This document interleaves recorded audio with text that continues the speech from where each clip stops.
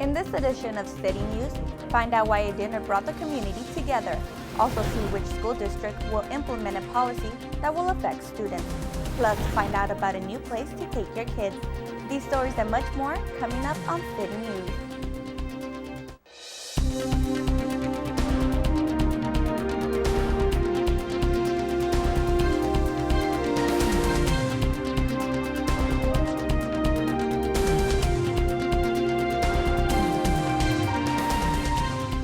Hello and welcome to City News. I'm Jennifer Murillo. The Hawthorne President's Council sponsored a community dinner that will help benefit many families. The 33rd annual community barbecue dinner raises money to support the holiday assistance programs. Their goal this year, $4,000. They know about the cause and they care about the community, and we know, Hawthorne, 70% of the population is kind of like low-income families. It's always a good thing to know that we continue in that and to have the community come out and participate and donate what they can because at the end of the day, it's going right back to the community. Over 15 organizations came together to raise the money and help over 200 families with food baskets and 700 kids with toys during the holidays. All this food is donated, primarily by the meat, the chicken is donated by Victor's Market. So of course it's cooked by our chief, Bob Marcella, and then he donates all the spice for the chicken, and other organizations such as South Bay Whip and Monita Gardens, the Rotary Clubs, and the Kiwanis, they donate, the beans, the corn, the bread, the butter. And they're a symbol of exactly what we need here in the city of Hawthorne. Money was raised through the sale of dinner tickets, raffles for over 50 prizes, as well as through donations from groups and individuals. This is a city of good neighbors, so it's always great when we get together to help out the less fortunate. We're the city of good neighbors, so we always bring out a little bit of ourselves to be able to help our fellow neighbor without pay, sometimes not even without recognition, but everybody likes to put a little part of themselves to contribute to the bigger cause. Volunteers helped and contributed in making this dinner a success. We always come almost every year, and it's just to help out the community and have fun. I like helping the less fortunate, just spent my time, volunteering. I want to make just our community a better place. So to see so many teams, seniors, freshmen, everything up and down, coming here and helping out is great. The LA County Fire Department also supported and gave a presentation on safety tips during earthquakes. It's also a good idea for your entire family to have an idea of where you're going to meet after an earthquake, so that your family can meet up with themselves and get a good head count, make sure everybody made it out of your apartment or your home safely. Alex Monteiro thanks everyone for their support and generous contributions that totaled $3,800. To find out information about the holiday assistance programs, call Alex Monteiro at 310-978-4357 or email him at community.advocate@sbcglobal.net. Weisburn Unified School District Superintendent and the Board of Education invited the entire community to Juan de Anza Elementary on a Saturday morning. Daniel Lindley tells us why. I'm here at Juan de Anza Elementary School, where excitement's in the air as the long-awaited construction project is finally finished. Cheers of satisfaction for a job well done could be heard throughout the city of Hawthorne as Juan de Anza Elementary School's sports and play field gets a makeover. The board ended up thinking about working on this project earlier in the year, maybe January, February, and we didn't get our hands on it about maybe March or so. And then the construction didn't start till about June. The new upgrades to the school were a CIF regulation-sized soccer field, refencing around the field, and the stripping and repavement of the parking lot. Prior to this, we had a field that had a layer of clay underneath it. So whenever it rained, we had swamp Anza. The existing field was replaced with a new artificial turf. We did some additional asphalt paving around the edges. We redid the fencing along the street there, and we installed sports nettings to keep the balls from flying around. According to Superintendent Tom Johnstone of the Weisburn Unified School District, this project cost $1.8 to $1.9 million. So this was funded by Measure A, which was a bond that was passed by the Weisburn community back in 2007, which originally built Cabrillo School, but it also made major improvements to Burnett School. From the students and parents to the school board, everyone in attendance feels the same way about this new and improved look. I think it's really good because before there was a lot of mud patches and there wasn't really enough grass. I think they're tremendous. I think that everything that the Weisburn School District does is beneficial to the kids and to the community. After the ribbon cutting ceremony, everyone cheered on the first ever soccer match to take place at Juan de Anza Elementary School. Reporting for HCTV, I'm Daniel Lindley. Some schools in the Hawthorne School District require students to wear uniforms, while others do not.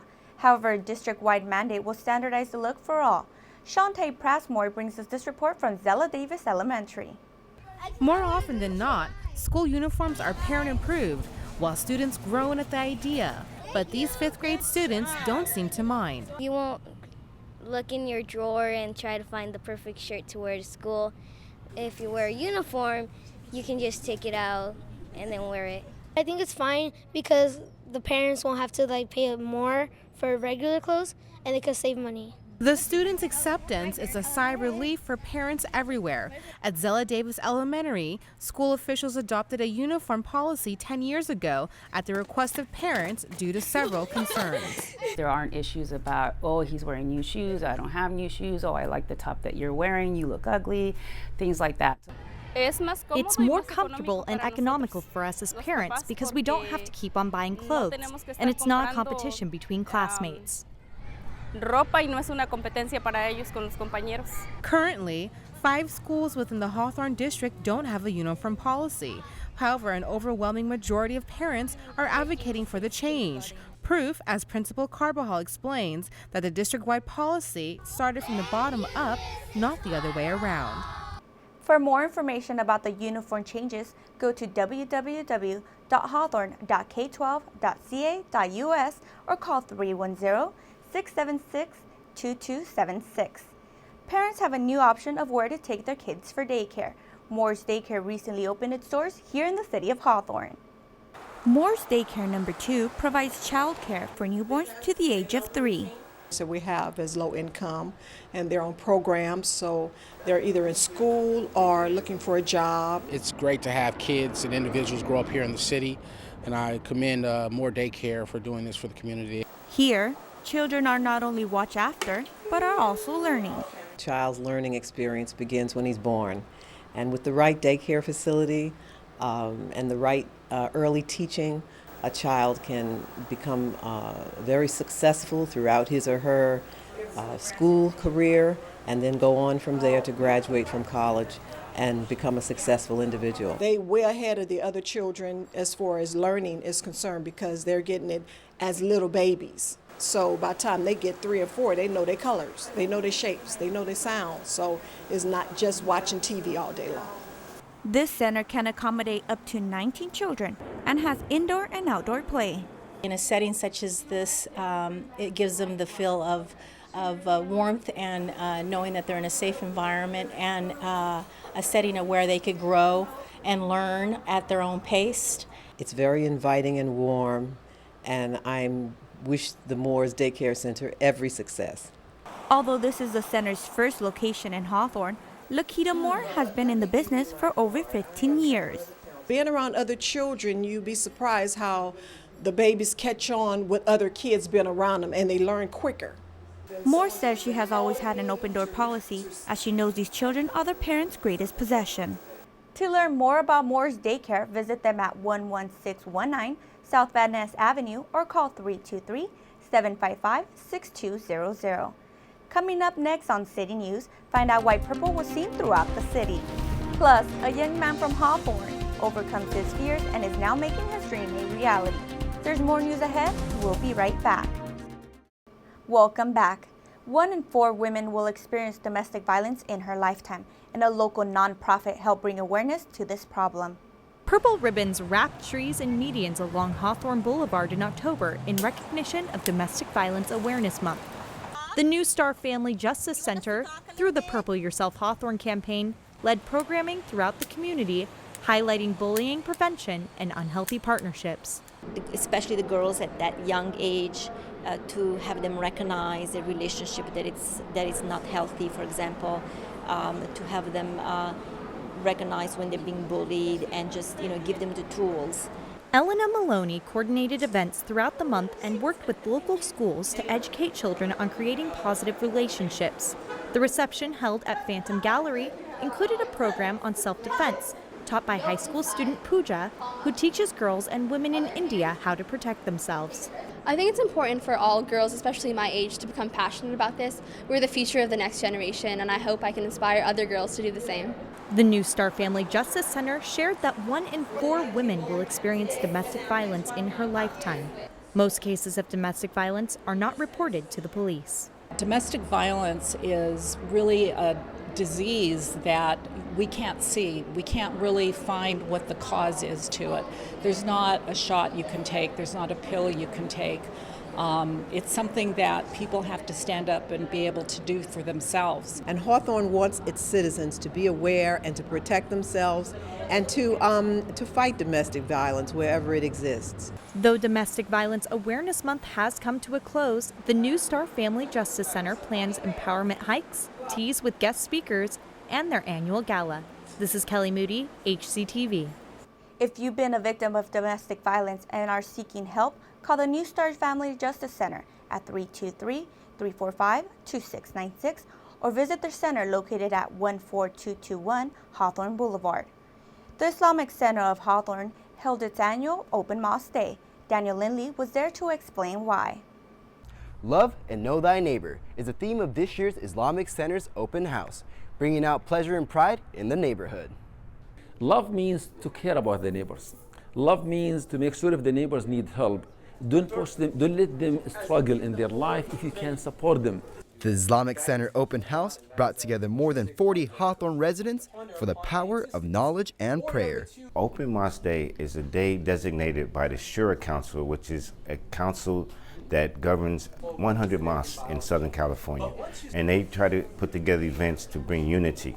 The main focus of the event was for the community to embrace diversity when it comes to religious beliefs. Learning more about the center and the religion of Islam. Islamic Center Hawthorne is open and we welcome to everybody, and to learn about Islam and to not listen to the misconceptions. So come see for yourself, meet your Muslim neighbors, and get to know us. Residents who participated in Mosque Day received the opportunity to express their customs, opinions, ideas, and religious beliefs during the question and answer. I was able to learn more and see the similarities and differences between my religion and their religion. Contrary to popular opinion, Muslims are like everyone else. We breathe the same air. We live amongst each other. We want the same thing for our children, to be successful and happy amongst everyone. Islam means submission to the will of God. It's a religion founded by Muhammad, whose members worship one God. The Muslim believe there is only one creator, everything else is creation. And the creator we call in Arabic Allah. And after all is said and done, the coordinators want the entire community to know that everyone is always welcome. Daniel Lindley reporting for HCTV. To learn more about the Islamic Center of Hawthorne, visit their website at www.ichla.com. Republic Services offered a free shred and e-waste event. The collecting took place at City Hall parking lot, where sensitive documents were dropped off to be shredded, as well as properly dispose of electronic waste, such as computers and televisions. Residents were also able to take home compost for free. If you would like more information on how you can recycle, contact Doug Krause from Public Works at 310-349-2987. Michael's Learning Place is a facility that teaches students with developmental disabilities how to become more independent. In our next story, a young man is finally living his dream thanks to the support he received from the organization. Shante Passport has this report. At Michael's Learning Place, staffers encourage students to embrace challenges, and should they ever fall, then they tell them to simply get up again. In Alvaro Montero's case, getting up was no easy feat. Big Al, as he's affectionately known, has cerebral palsy, and at one point, he didn't know if he could pursue his dream. I've always wanted to go to college and get an education that I actually love. But if it wasn't for that scooter and all the support, I wouldn't be able to go to college. Because of his disability, Big Al says he loses his balance and falls down whenever he moves too fast. The idea of falling in a public place and not being able to get up worried him and his parents. But the team at Michael's was determined to help him realize his dreams. So we made a construct from where he can use as an aid to get back up. We began by having him use a chair. We'd lower him down to the floor, have a chair placed right next to him. I'd hold on to the chair and make sure that it was stable, and he'd practice getting up using that for leverage. At first, Big Al kept thinking, This is impossible. This is impossible. I'm not going to be able to do this. But then he did. I wanted to cry. He didn't know if he could do a lot of things until somebody presented him with the opportunity. Enrolled at El Camino College, Big Al says college can be rough at times, but he is managing to get through. The Hawthorne resident is studying to be a school guidance counselor since he loves to work with people. For HGTV, I'm Shante Passport. Congratulations to Big Al on his recent accomplishments. We wish him the best with his studies.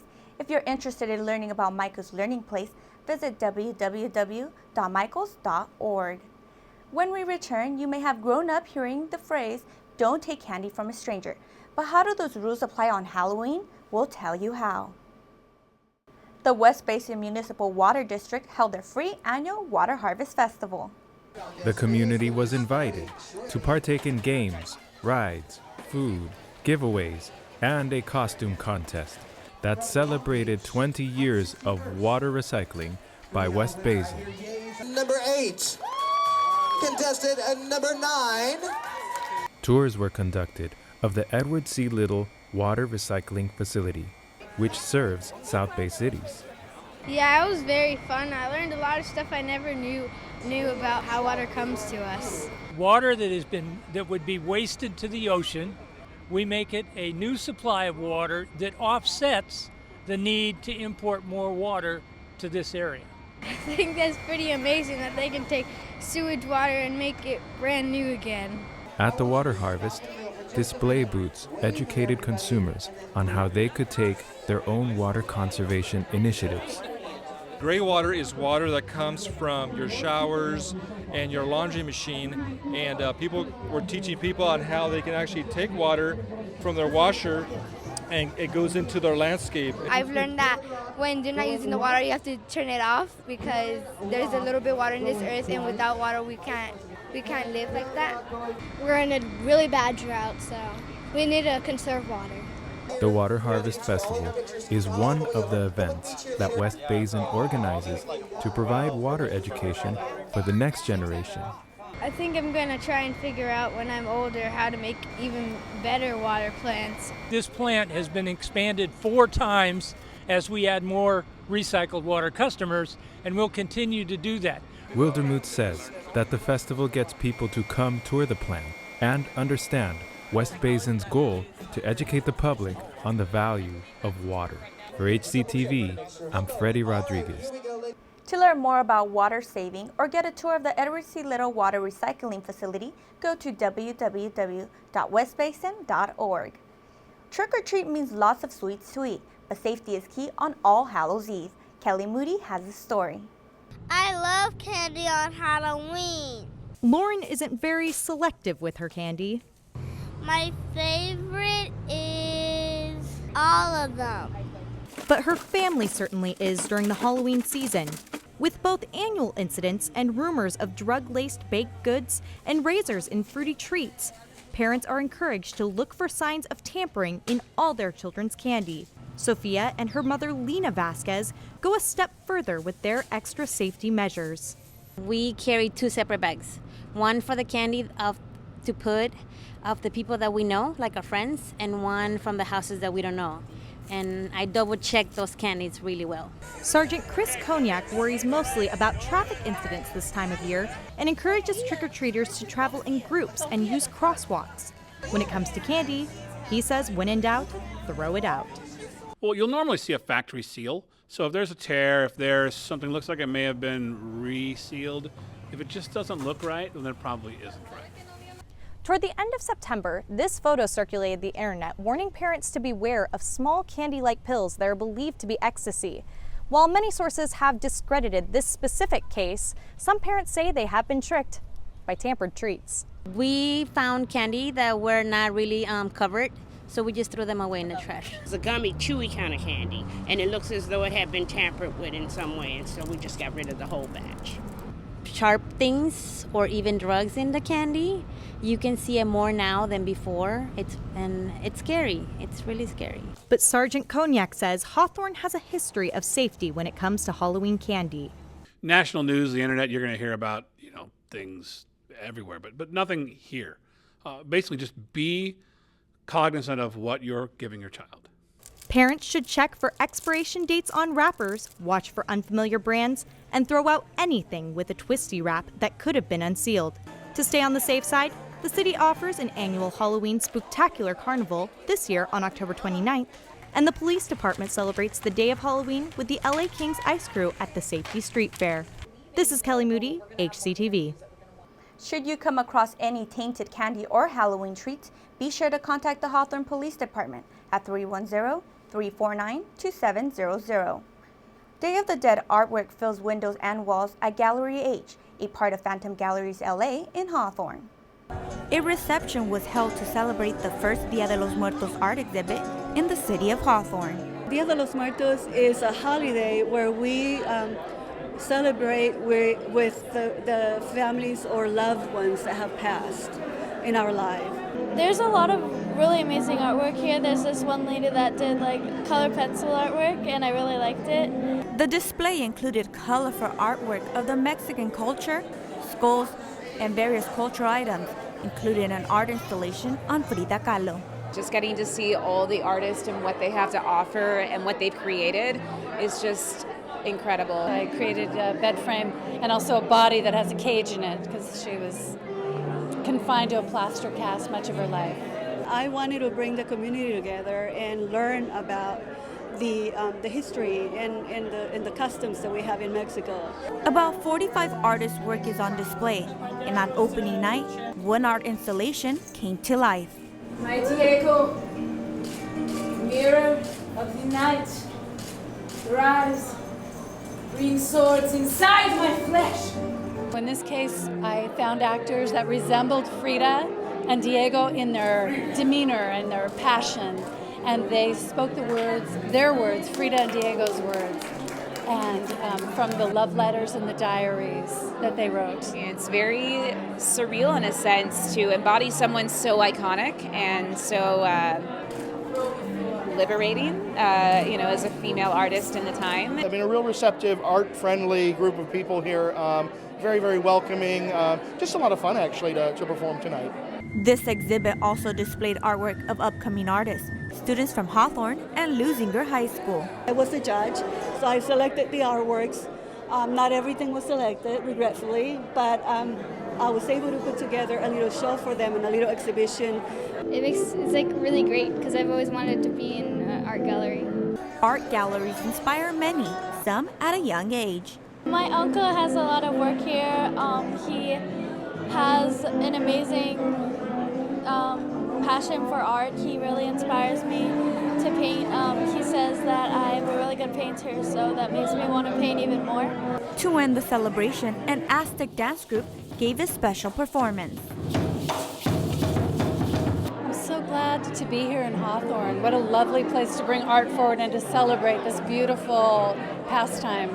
And I feel more connected to our community here too. This exhibition will be on display until November 21st. To find out more information, go to www.phantomgalleriesla.com. HCTV is pleased to announce that a reporter and anchor, Shante Passport, has accepted a multimedia journalist and reporter position for KMTV Action 3 in Omaha, Nebraska. Passmore joined our news team in 2012. Viewers may be familiar with her work as she reported and hosted for Business Beat, reported and anchored for City News, and co-hosted the 2014 Hawthorne Parks and Recreation Foundation Golf Tournament. Her outgoing personality and hard-working attitude will be missed. We wish her the best of luck at her news station. Keep it right here on Channel 22 for these featured City News stories. We'll take you to the recognition ceremony of Que Pasa Mexican Restaurant for offering smaller portions and healthier children's meals. Also, the South Bay Workforce Investment Board hosts their annual alumni recognitions and see what went on this year's Spooktacular event. That does it for this edition of City News. Thanks for watching. If you have any story ideas, please call us at 310-349-1630. Don't forget you can watch City News online on YouTube by searching Hawthorne Community Television. We'll leave you now with more footage from Dia de los Muertos. See you next time.